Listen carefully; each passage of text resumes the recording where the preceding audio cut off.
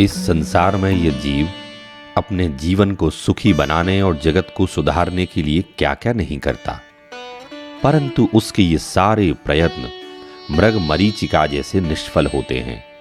अर्थात जैसे हिरण को रेगिस्तान में चमकती हुई रेत में जल का भ्रम हो जाता है और जल खोजते खोजते उस हिरण का अत्यंत दुखद मरण हो जाता है, क्योंकि जो जल था ही नहीं, जहां जल था ही नहीं, वहां जल खोजने का प्रयास तो निष्फल होगा ही होगा। उसी तरह ये प्राणी स्वयं को बाह्य वस्तुओं के कारण सुखी दुखी मानता है एवं पर को भी सुखी करने के कर्तृत्व का बोझा अपने माथे पर लिए हुए घूमता है। ये सारे प्रयास करता तो सुखी होने के लिए है, परंतु जहां सुख है ही नहीं, वहां सुख मिलेगा कैसे? परिणाम स्वरूप चिंता, मानसिक वेदना, डिप्रेशन का शिकार हो जाता है। ऐसा नहीं है कि वह सही मार्ग खोजने की कोशिश नहीं करता, परंतु उसे सही मार्ग मिलता ही नहीं है। यदि इसे एक बार किसी तरह जनागम का मार्ग मिल जाए और उसे समझने की रुचि पैदा हो जाए एवं उन जैन सिद्धांतों को जीवन में उतार ले, तो इस प्राणी की चिंता, मानसिक वेदना, डिप्रेशन का तत्काल इलाज होकर ये सुखी हुए बिना नहीं रहेगा। हमारी आज की कहानी के पात्र युवा से लेकर वृद्ध तक हैं। इस कहानी में सब एक दूसरे को सुखी समझ रहे हैं, परंतु सभी के जीवन में ढेर सारी परेशानियां हैं, जिसके कारण सभी पात्र मन ही मन बस एक ही बात सोच रहे हैं, क्या मेरे दुखों का कभी अंत आएगा? आखिर मेरे साथ ही ऐसा क्यों होता है? सभी तो सुखी हैं, मैं ही दुखी क्यों हूं? आखिर मैं ही क्यों?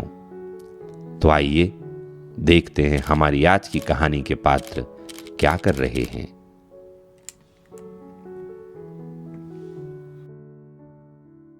अरे कविता दीदी, आप कितने सालों बाद मिल रहे हैं? पिछली बार बंटू भाई की शादी में मिले थे और अब चिंटू भाई की। अरे युवराज, कितना बड़ा हो गया है तू। कौन सी क्लास में आ गया है? बैठ। BCom first year. तेरे तो मजे हैं यार, काम की कोई टेंशन ही नहीं है। क्या मस्त लाइफ है तेरी। अरे आनंद मामा जी, जय जिनेन।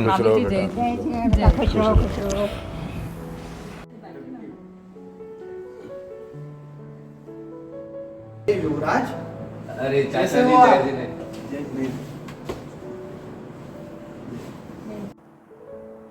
जय जिनेन सभी को। जय जिनेन। आप सभी को यहाँ देख के बहुत प्रसन्नता हो रही है। अरे युवराज, तुम तो इतनी जल्दी बड़े हो गए हो, मेरी समस्याओं की तरह।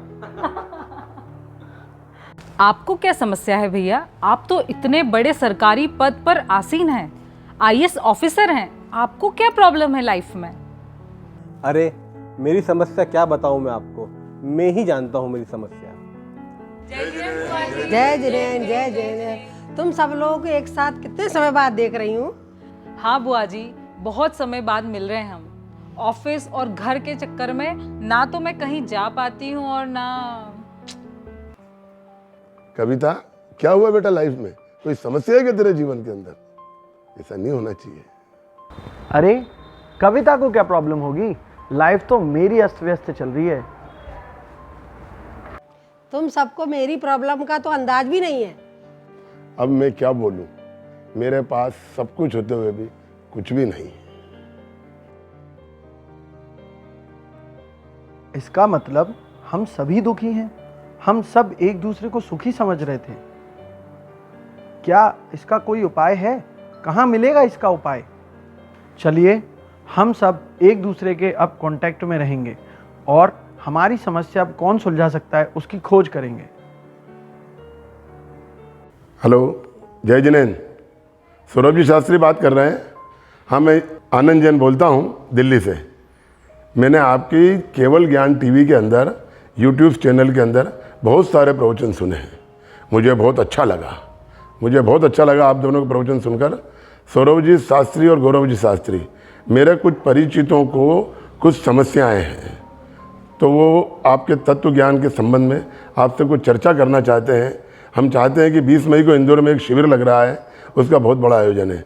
आप उसमें पधारें और ये हमारे इष्ट मित्र परिचितों की समस्याओं का समाधान करें, यही आपसे निवेदन है। ठीक है, मैंने सुन लिया आपने जो कहा है। तो एक काम करते हैं, इंदौर में आने वाली 20 मई को हम 1 दिवसीय शिविर का आयोजन कर लेते हैं और उसमें आपकी सारी शंकाओं का समाधान करेंगे।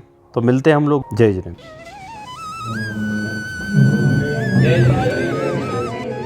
आपका स्वागत है साधना नगर जिनालय के शिविर में। बैठिए। अपनी चर्चा प्रारंभ करने से पहले एक बार सभी का परिचय प्राप्त कर लें, कौन कहाँ से आया है। मैं आनंद जैन दिल्ली का व्यापारी हूँ। मैं शरद इलेक्ट्रिकल्स प्राइवेट लिमिटेड को रन करता हूँ। मैं रविंद्र जैन IAS ऑफिसर भोपाल में पदस्थ हूँ। जय जिनेंद्र, मैं कविता जैन बैंगलोर से सॉफ्टवेयर कंपनी में प्रोजेक्ट मैनेजर हूँ। जय जिनेंद्र, मैं संजय जैन दिल्ली से हूँ, वहाँ कपड़े का शोरूम चलाता हूँ। मैं शांति जैन, मैं गृहिणी हूँ। मैं कुछ भी नहीं करती, बस सारे दिन घर का काम ही करती रहती हूँ। मैं एक स्टूडेंट हूँ और BCom फर्स्ट ईयर में पढ़ रहा हूँ।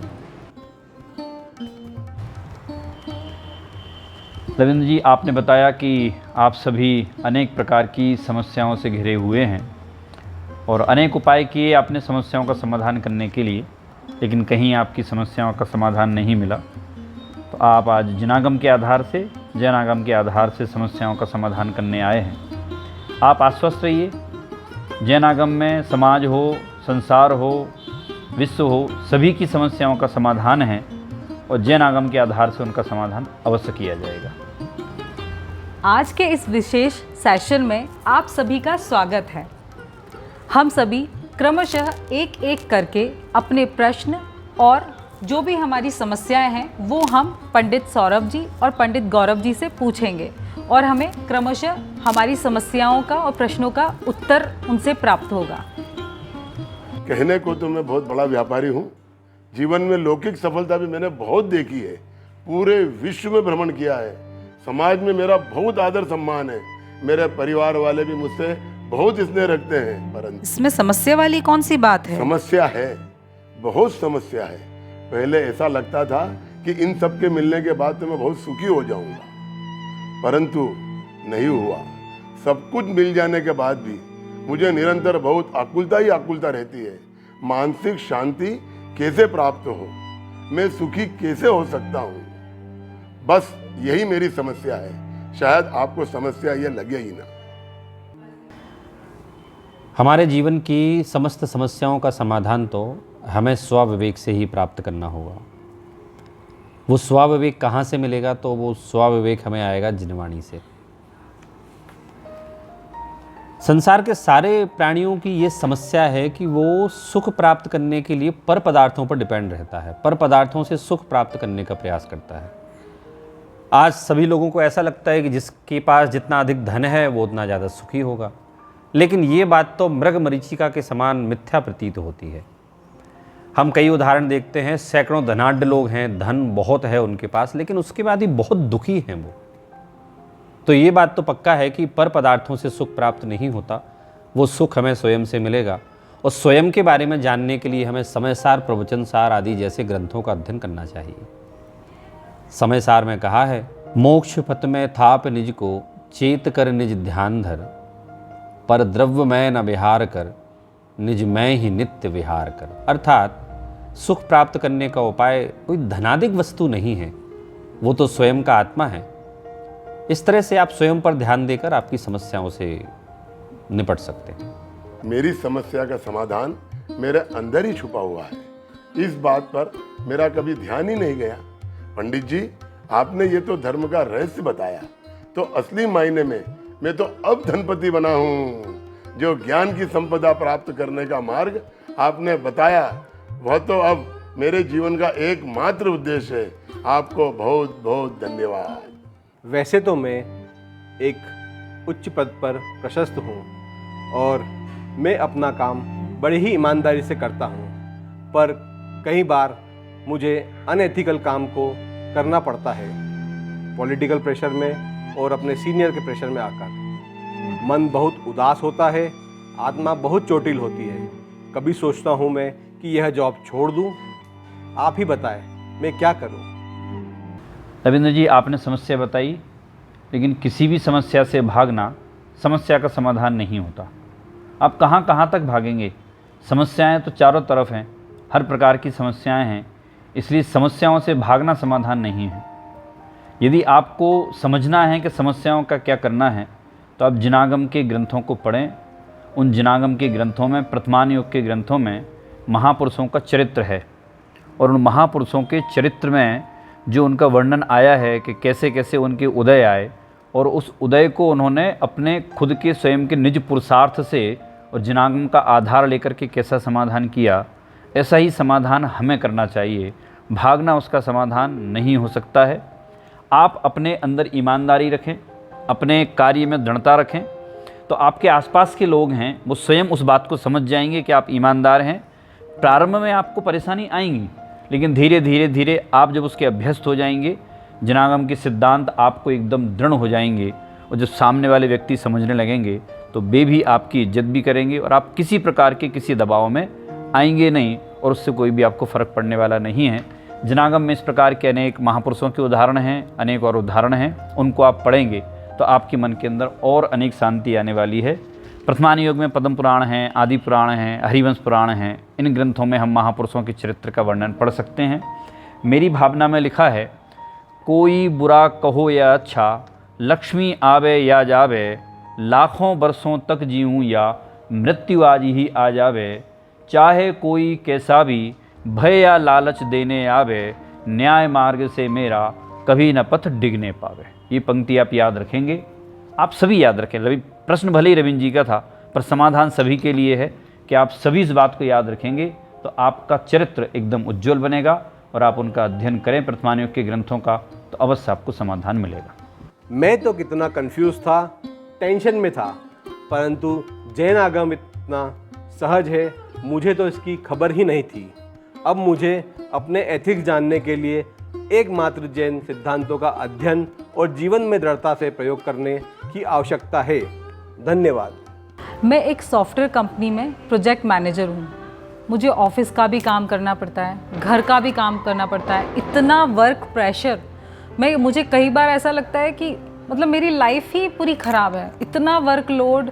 कहीं पे किसी चीज़ से मैं भाग नहीं सकती हूँ, ना मैं ऑफिस की जिम्मेदारियों से भाग सकती हूँ, ना मैं घर की अपनी जिम्मेदारियों से भाग सकती हूँ। और जब मैं दूसरों का जीवन देखती हूँ तो मुझे ऐसा लगता है कि इन लोगों की लाइफ कितनी रिलैक्स है, कितना चिल कर रहे हैं, और मेरी लाइफ में इतनी टेंशन है। मुझे ऐसा लगता है मेरी ज़िंदगी की जितना भी संघर्ष है वो कभी ख़त्म होगा या मेरी ज़िंदगी ऐसे ही निकल जाएगी। मैं इसी बात से बहुत दुखी हूँ, बहुत परेशान हूँ। आजकल सब लोग कहीं पे भी जाते हैं घूमने तो अपनी सारी फ़ोटो व्हाट्सएप पे, फेसबुक पे डालते हैं। मुझे लगता है मैं ही दुनिया की सबसे ज़्यादा दुखियारी लड़की हूँ। ऐसा लगता है कब मैं छोड़ के भाग जाऊँ यहाँ से, क्या कर लूँ, कुछ समझ ही नहीं आता। मेरी लाइफ में कुछ एन्जॉयमेंट ही नहीं बचा है अब।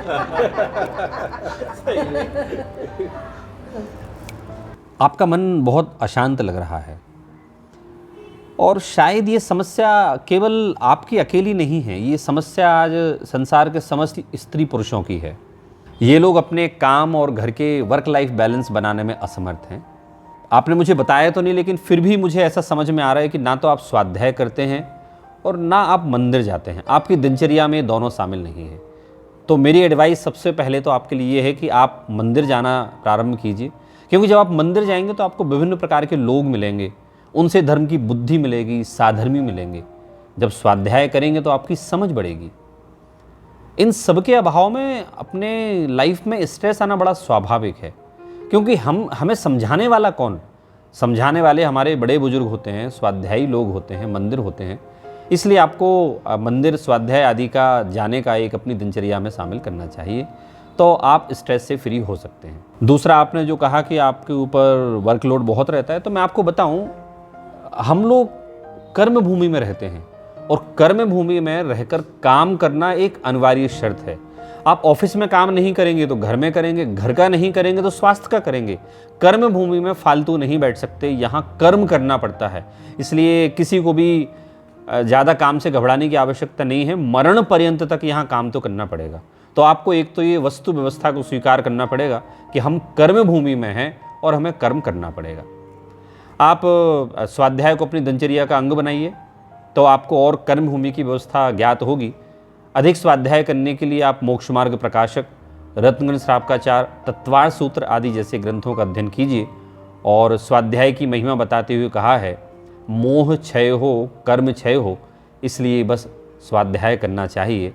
तो अगर आपको अपना स्ट्रेस दूर करना है तो आपको स्वाध्याय और मंदिर जाना अपनी दिनचर्या में शामिल करना चाहिए। अरे, मैं जिनको समस्याएं समझ रही थी वो वास्तव में समस्या ही नहीं है, वो तो कर्म भूमि की जो व्यवस्थाएं होती हैं वो हैं। अब मुझे समझ में आ गया कि जिन आगम को पढ़ने से जो सिद्धांतों पर हमारा श्रद्धान होता है, उससे हमारी सारी जीवन की समस्याओं का समाधान बहुत आसानी से मिल जाता है। अब मुझे समझ में आ रहा है, I am happiest girl in the world. Pandit ji, अभी तो मेरी उम्र बहुत कम है, इसीलिए मुझे कविता दीदी जैसी समस्या नहीं है, परंतु मेरी एक बड़ी ही अजीब सी समस्या है। मुझे पढ़ने का बहुत शौक़ है, पर यही मेरी समस्या की असली जड़ है। अरे युवराज, पढ़ना भी कोई समस्या हो सकती है? यदि तुम ज़्यादा पढ़ते हो ये तो बहुत अच्छी बात है। हाँ दीदी, यही समस्या है। मैं दिन रात पढ़ता रहता हूँ, अपने दोस्तों को भी पढ़ाता हूँ। मेरी स्टडी कभी भी एग्ज़ाम ओरिएंटेड नहीं रहती। मैं प्रत्येक सब्जेक्ट पर फोकस करता हूँ, परंतु कभी क्लास में फर्स्ट नहीं आया। इतने सब प्रयत्न करने के बाद भी मेरे हमेशा 75 से 80% मार्क्स ही बने रहते हैं। इतना पढ़ने और इंटेलिजेंट होने के बाद भी जब मेरे अच्छे मार्क्स नहीं आते तो मेरे मम्मी पापा, दादा दादी सब मुझे मिलकर डांटते हैं कि पड़ोस में चिंटू तुमसे कम पढ़ता है और उसे तुमसे ज़्यादा मार्क्स आते हैं। इसी वजह से मैं आजकल टेंशन में रहता हूँ। अब परिवार वालों को तो कुछ कह नहीं सकते, कोई मेरी समझता नहीं है। अब आप ही बताइए मैं इस समस्या का क्या करूँ। युवराज, पढ़ाई में तुम्हारा मन लगना बहुत अच्छी बात है, ऐसी रुचि होनी चाहिए। और एग्ज़ाम में नंबर कम ज़्यादा आना ये कोई ख़ास बात नहीं है, नंबर तो कम ज़्यादा आते रहते हैं। वास्तव में हमारा निर्णय लेने का बौद्धिक स्तर बढ़ना चाहिए, जो कि तुम्हारा बौद्धिक स्तर अच्छा है, ऐसा तुमने प्रश्न किया है। तो एक तो इस बात से आपको चिंता करने की ज़रूरत नहीं है कि मेरे नंबर कम आते या ज़्यादा आते हैं। जैसे भी नंबर आते हैं, नंबर आने दीजिए। आप यदि अपने इस पढ़ने की रुचि को यदि आप जिनमानी पढ़ने के अध्ययन के रूप में यदि आप इसको कन्वर्ट करते हैं, तो इससे आप सभी को, ये भले प्रश्न युवराज का है, सभी के लिए है कि आप उसको पढ़ने को यदि जिनमानी पढ़ने में कन्वर्ट करते हैं तो आप पढ़ेंगे, सुनेंगे, समझेंगे, तो आपके अंदर में अवश्य शांति आएगी। किससे? जिनमानी पढ़ने के उससे। ऐसे बहुत सारे दुनिया के बड़े बड़े आदमियों के उदाहरण हैं जिन्होंने ग्रेजुएट भी नहीं किया, पढ़ा नहीं जिन्होंने पूरा, लेकिन फेसबुक के संस्थापक हैं, अपने माइक्रोसॉफ्ट के संस्थापक हैं। ये पढ़ने में ऐसे होशियार नहीं थे, लेकिन ये कंटिन्यूटी में पढ़ते थे। ये तो पढ़ने के कारण से इनका बौद्धिक स्तर बढ़ा। आप अपने पढ़ने पर ध्यान दें। किसी के नंबर कम ज़्यादा आ रहे हैं, आप उस पर ध्यान नहीं दें। और जो घर वाले समझाते हैं तो आप उनको समझाने का प्रयास करें कि मेरे भी अच्छे नंबर आए हैं और मैं पढ़ने की कोशिश कर रहा हूँ। और इस विषय में आपको और डिटेल में जानना है तो केवल ज्ञान टीवी पे बालबोध, बीतरा विज्ञान, तत्वज्ञान पाठमाला, छेड़ाला जी, तत्वार सूत्र, इनकी कंटिन्यू कक्षाएँ दी हुई हैं, आधा आधा एक घंटे की। आप वो सुन सकते हैं और फिजिकल भी शास्त्र आप पढ़ सकते हैं, तो आपकी सर्व समस्याओं का समाधान सभी का हो जाएगा। अब से मैं अपने पढ़ने की रुचि को जैन धर्म को पढ़ने में प्रयोग करूंगा और अपने ही जैसे युवाओं को भी जैन आगम और जैन ग्रंथ पढ़ने के लिए प्रेरित करूंगा। मेरी इस समस्या का ऐसा समाधान देने के लिए पंडित जी आपको धन्यवाद। पंडित जी, मेरा कपड़े का शोरूम है। मैं अपने व्यापार को अच्छी तरह चलाने के लिए बहुत मेहनत करता हूँ और उसी की वजह से मैं आज अपने शहर के सबसे विश्वसनीय क्लॉथ मर्चेंट में से एक हूँ। मेरी इस सफलता से मेरे आसपास के लोग, मिलने वाले, यहाँ तक कि सब रिलेटिव्स मुझसे बहुत ईर्ष्या रखते हैं और समय समय पर किसी न किसी माध्यम से वो व्यक्त भी करते हैं, जैसे मेरे कार्यों में बाधा डालना, मुझ पर कमेंट्स करना। इन सब से मैं बहुत परेशान हूँ। मेरी सफलता ही मेरी परेशानी का कारण बन गई। मेरी मेहनत तो कोई देखता ही नहीं। क्या करूँ? मेहनत नहीं करूँ? व्यापार बंद कर दूँ क्या? बताइए आप। संजय जी, आपकी टेंशन लेना बड़ा स्वाभाविक है। एक बात आप मानकर चलिए, संसार में जो व्यक्ति भी सफल होता है उससे जलने वालों की संख्या निरंतर बढ़ती जाती है। लेकिन एक बात ये भी है कि अगर आप उनसे प्रभावित हुए बिना अगर आप निरंतर अपने काम को करते जाएंगे तो आगे जाकर वो ईर्ष्या रखने वालों की संख्या कम हो जाएगी आपकी। तो आपको एक तो अपना मन विचलित करने की कोई आवश्यकता नहीं है। दूसरा देखिए, हम इस संसार में रहते हैं तो किसी न किसी प्रकार की समस्या तो लगी रहेगी। कहाँ तक आप इससे भागेंगे? आज आपको व्यापार की समस्या है, कल परिवार की होगी, परसों स्वास्थ्य की होगी। तो समस्याओं से भागना और चिढ़ना तो उसका कोई समाधान नहीं है। आप इस बात को समझ लो कि आचार्य बादीप सिंह ने कहा है, संसार किसका नाम है?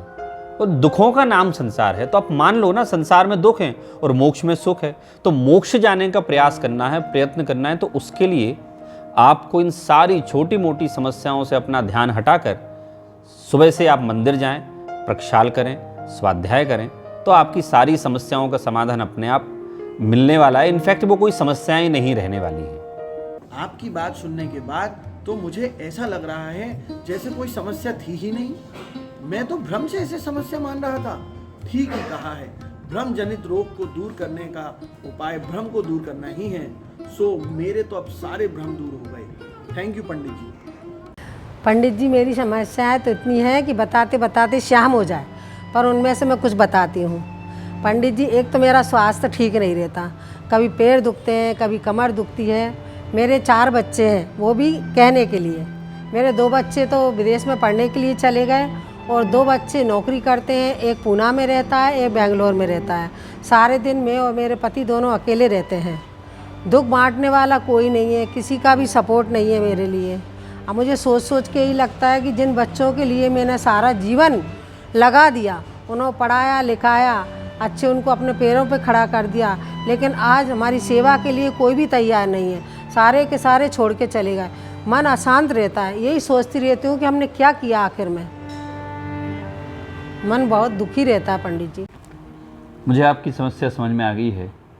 वास्तव में ये इनकी समस्या नहीं है, सबकी समस्या है। ये समस्या मोह की समस्या है। हमें जहाँ स्वार्थ दिखाई देता है, 5 इंद्रिय के भोग दिखाई देते हैं, तो हम मोह के कारण से हम पर पदार्थ को अपना मानने लगते हैं। तो आप सबकी समस्या मोह की समस्या है, और उस मोह के वशीभूत होकर ही हम स्वयं संस्कारित नहीं होते हैं, जिन धर्म के संस्कार नहीं लेते हैं, और अपने घर वालों को भी संस्कार नहीं देते हैं। अपनी बीमारी का कारण तो बुआ जी ने बताया, लेकिन ये नहीं बताया कि पूरी फैमिली बीमार है। कि पूरी फैमिली बीमार है मतलब धर्म के संस्कार नहीं दिए, पाठशाला नहीं पहुंचाया, स्वाध्याय करने के नहीं बोला, संयम से रहने की शिक्षा नहीं दी। अब वो विदेश चले गए हैं, कोई बाहर नौकरी करता, दुखी होते हैं। तो दुख का कारण वास्तव में मैं बना। तो हमें, हमारा कर्तव्य है, सब लोग कहते हैं बच्चों को सुधारो, बच्चों को सुधारो। मैं कहता हूँ दादा दादी, माता पिता और बच्चों सबको सुधारो। सब सुधरेंगे तो पूरा समाज सुधरेगा। केवल सुधरने की जिम्मेदारी बच्चों की नहीं है। इसलिए मोह की समस्या है। हम जैसे जैसे स्वाध्याय करेंगे, जिनवाणी का रसपान करेंगे, वस्तु के स्वभाव को समझेंगे, तो वह मोह कम होगा। और जिनवाणी पढ़ने से सदाचरण भी हमारे ज्ञान में आएगा। तो सदाचरण हमारे ज्ञान में आएगा, उसके लिए जिनवाणी में जो ग्रंथ हैं, जनागम में श्रावकाचार आदि ग्रंथ हैं, छाढ़ाला आदि ग्रंथ हैं, उन ग्रंथों का हम गहराई से अध्ययन करें, स्वयं करें, अन्य विद्वानों के समागम में करें। और सबका उद्देश्य तो मोहनाश का है। तो मोहनाश होगा तो सारी समस्याएं अपने आप ही मिट जाएंगी। जब आप स्वयं संस्कारित होंगे तो बच्चे भी संस्कारित होंगे। इसलिए ज़्यादा आकुलता व्याकुलता करने की आवश्यकता नहीं है। शांति धारण करें और स्वाध्याय करें, वही वास्तव में सही मार्ग है, और उससे ही शांति और सुख का मार्ग मिलने वाला है। आप सभी इस बात को समझेंगे तो निश्चित रूप में सभी सुखी हो जाएंगे जनागम के आधार से। दौलत राम जी ने भी कहा है, जब लो न रोग जराग है तब लो झटति निज हित करो। जब तक ये लोग आदि नहीं आते हैं उसके पहले अपना हित कर लो, उसमें ही सार है। हम इस बात को जितनी गंभीरता से और जितनी शीघ्रता से समझेंगे, उतनी जल्दी आपको शांति, सुख और मोक्ष की प्राप्ति होगी। ये सुनकर तो मुझे ऐसा लगने लगा कि जैसे मैंने अपने जीवन का मनुष्य भाव व्यर्थ ही गंवा दिया। जब शरीर ही मेरा नहीं है तो शरीर से भिन्न पर पदार्थ मेरे कैसे हो सकते हैं। भवन में जी भर घूम चुका, कण कण को जी भर भर देखा, मृग समृग तृष्णा के पीछे मुझको न मिली सुख की रेखा। अब मुझको अपना शेष जीवन जीवनी के अध्ययन मनन चिंतन में बिताना चाहिए। आपको बहुत बहुत धन्यवाद पंडित जी, मुझे अपने जीवन के लक्ष्य को बताने के लिए। आप सभी की समस्याएं सुनकर मुझे ऐसा लगा कि मुझे मेरी सभी समस्याओं का समाधान मिल चुका है। अब मैं ऐसी ख्वाहिश रखता हूँ कि ऐसे शिविरों का आयोजन समाज में निरंतर होता रहे, जिससे हम सभी साधर्मियों को लाभ मिलता रहे। तो देखा आपने, इन सब ने जो प्रॉब्लम्स बताई वे तो कुछ प्रॉब्लम्स लगती ही नहीं हैं। क्यों हैं हम इतनी टेंशन में, क्यों हैं हम स्ट्रेस में, क्यों हमें दुनिया के सब लोग सुखी दिखाई देते हैं और हम स्वयं को संसार का सबसे दुखी व्यक्ति मानते हैं? क्यों हम सदैव ऐसा सोचते हैं कि आखिर मैं ही क्यों, मेरे साथ ही ऐसा क्यों होता है? ऐसी ना जाने कितने कपोल कल्पित विचार धारणा हम सबके मन में निरंतर चला करते हैं। लेकिन ये सब क्यों चला करता है? तो इस प्रश्न का एकमात्र उत्तर है अज्ञान। और इस अज्ञान को दूर करने का एकमात्र उपाय जिनागम के सिद्धांतों को जानना एवं जीवन में उतारना है। इस तरह से हम मानसिक रूप से, आर्थिक रूप से, स्वास्थ्य से समृद्ध हो जाएंगे और हमें वर्तमान में ही सच्चा सुख मिल जाएगा और अनंत सुखी होने का रास्ता भी मिल जाएगा।